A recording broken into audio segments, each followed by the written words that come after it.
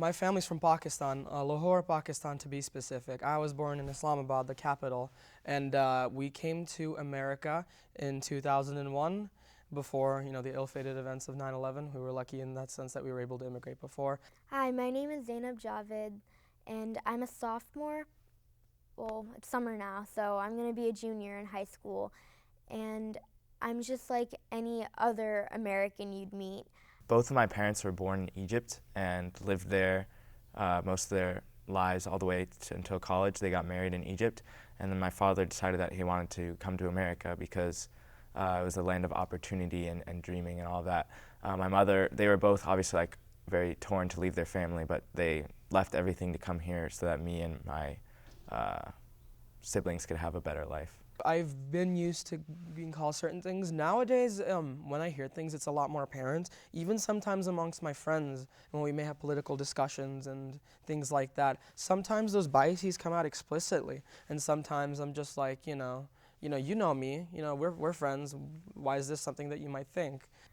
So the hijab is just this covering on my head, but it also means more than that. It means the way I talk to people, it means the way I act, the way I just everything, the way I do my life. I like to be a flag for my religion. That's also what it kind of is. When I go out to Costco or something and people see me, they know I'm Muslim.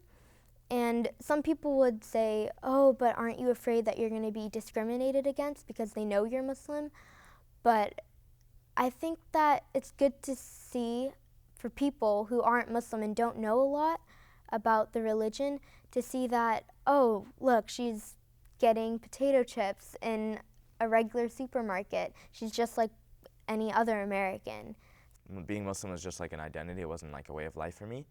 So whenever people would call me like Muslim or terrorist, I would just try to like get the conversation away from that, like try to make people forget that I was Muslim or Arab or anything like that. I wanted to just be like everyone else. I had like thoughts like, oh, when I get older, I'm going to convert to Christianity just to be like everyone else, and I want to, marry into a Christian family and just integrate myself into Christianity. And then as I learned more about the religion, I started to care about it more. I discovered that like I already had like what I wanted. Like I didn't want to leave the religion. In terms of, a post 9/11 America, my family has experienced certain things. I know even I have experienced certain things growing up in school, but as early as I can remember, I know that my father was in the professional work field, and I do know that he told me sometimes that, people in the workplace would treat him as lesser, but, that wasn't something that he really thought about or got to him because he was so dedicated to his work. He never made time for people like that in his life. I think that to be American, it means you have to be kind first and foremost, and American is whatever you want it to be. America is a melting pot and a salad bowl of all different kinds of people from different backgrounds, different religions, different ethnicities. So to be American kind of means to be yourself and to be true to who you believe you are and to be true to your beliefs. So just believe in what you think and what it is to be American. I think to be an American is to be someone who embraces the variety and the nuance of the world. I believe that, like people say, America is a melting pot of different cultures, of different peoples. An American isn't just one set, stereotype or, viewpoint.